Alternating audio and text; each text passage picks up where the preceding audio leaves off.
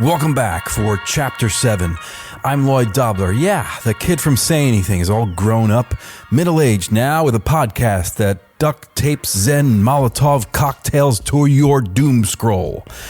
Or, to put it more explicitly, here in Season 2, each episode I'm going to read a chapter from the Tao Te Ching and try to find, in its timeless wisdom, a way forward through this Trump era to land on the other side where we stop mistaking survival for peace and start rehearsing for what freedom actually feels like.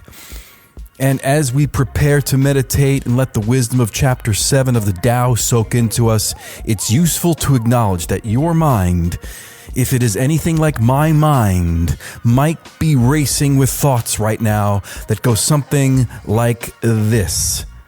Zohran Mamdani just moonwalked into City Hall like the Bronx was the birthplace of the Bodhisattva, like Queens was the crucible of a revolution, like Brooklyn is a block party of rebirth, like Staten Island suddenly saw through the static, and like Manhattan is no longer the monument to money's moral bankruptcy, but the bonfire of billionaires' vanities, a market-turned monastery where capitalism comes to confess. Yes, we've got the first Muslim mayor of New York City, a son of immigrants, a son of fire, a democratic socialist telling Trump to turn the volume up. Contrast that to Chuck Schumer and the Democrats' duck and cover approach, and we just might have a formula for salvation that's jumping the turnstiles. I don't know, man. Maybe this is how the movie flips the script. Maybe the sequel to fascism is community organizing with better beats, like a turntable revolution that drops empathy like it's the hottest track of the millennium. That's the positive side. The B side to that is there's a part of me that wonders if Mamdani just stepped into the bull ring like a matador waving a crimson banner stitched from hope and housing rights, while Trump paws the dirt like a bull snorting conspiracy cocaine to fuel a coming ICE and National Guard invasion sponsored by the Church of White Grievance out to recreate a Reichstag-like fire and expedite the full and complete realization of Project 2025, fascism's beta test going live. Because yeah, matadors look graceful till the horn hits home. So we'll see what's next. Anyway, that's what's rolling around in my monkey mind. What about yours? And with that, let's let it go and dive into the reading. This is Chapter 7.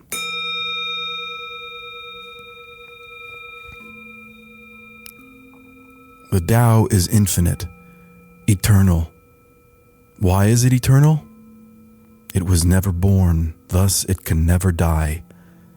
Why is it infinite? It has no desires for itself. Thus it is present for all beings. The Master stays behind. That is why she is ahead. She is detached from all things. That is why she is one with them. Because she has let go of herself, she is perfectly fulfilled.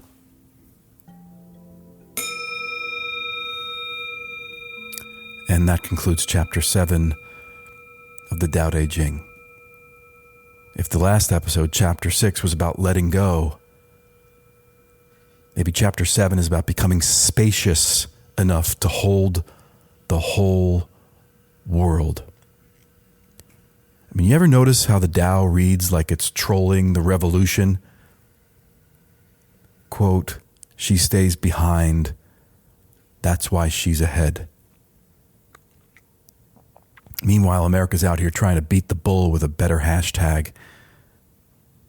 And I'm out here trying to lead a revolution with a podcast. That's ridiculous. Zohran Mamdani's out front, waving a red flag of compassion, inviting the empire to charge straight into its own reflection. It's beautiful. It's risky. It's Astoria, Queens level brave. But I've also seen that bull close up. In the Battle of Seattle in 1999, tear gas thick enough to taste the Empire's breath.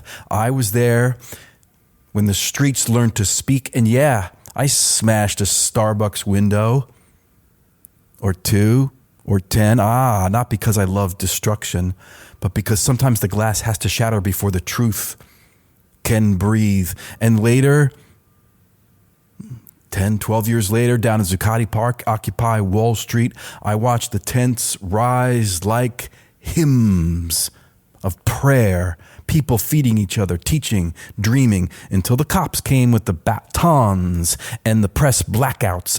I filmed it. I thought maybe if the world saw what I saw, we could wake up without burning down the house. But that was decades of chucking sand at an incoming tsunami. But here we are, Trump's back in the White House like a rerun no one asked for, and the Democrats are still out here offering moral victories and means-tested salvation, not even endorsing Mamdani. So when the new mayor of New York City, or as I record this, I guess the mayor-elect of New York City, tells the bull to turn the volume up, I feel that. It's not reckless. It's necessity. It's a matador who knows that the horns are coming anyway and steps in because the crowd's already bleeding. That's not politics, man. That's courage in drag. But here's the paradox. I'm not out here telling people to smash things. I'm saying we need every rhythm in the mix. Marches and meditation, policy and poetry, radical love, and the kind of direct action that makes power remember it's mortal. That's called a diversity of tactics. That's what we called it back then anyway. Not agreement, not uniformity, harmony through friction. It's not someone at a No Kings rally policing someone holding up a Palestine flag. It's a mixtape where every track fits right into the next one. And somehow, by the end, it all grooves so well that we just hit replay. Maybe that's what chapter 7 is trying to tell me. Maybe that's what Lao Tzu's trying to whisper in my ear thousands of years in the past to this moment. So staying behind isn't necessarily silence. It could be a strategy. It's knowing when to shout and when to hold the megaphone for someone who is braver. It's holding the line without hardening your heart, because if that bull is going to charge, and it's going to fucking charge, we better have more than better Democrats to stop it. We don't need any more Nancy Pelosi's and Chuck Schumers. We need artists, healers, hackers, poets, teachers, unionists, aunties and weirdos with drum circles and data leaks. We need every kind of fighter, each holding a piece of the world that's worth saving.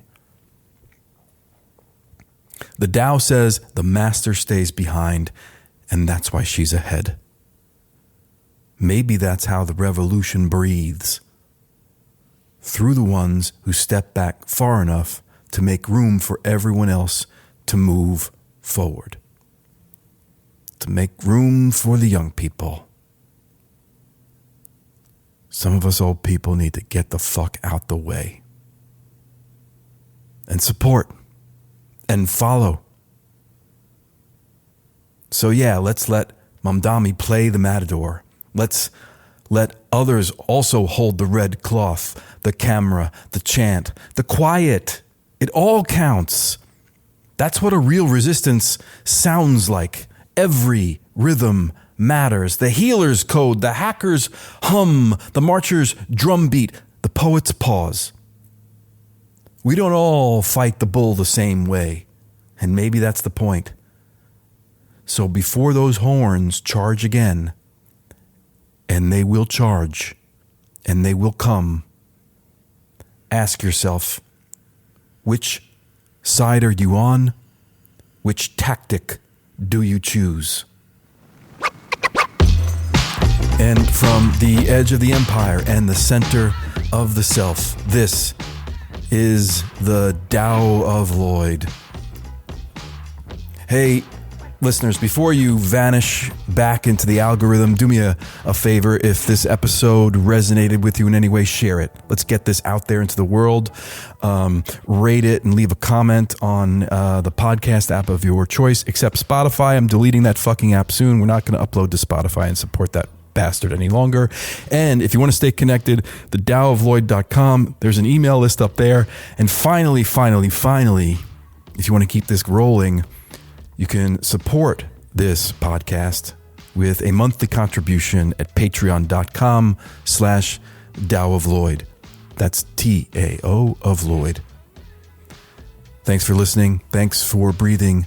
Thanks for still being out there. And I'll see you next time for Chapter 8.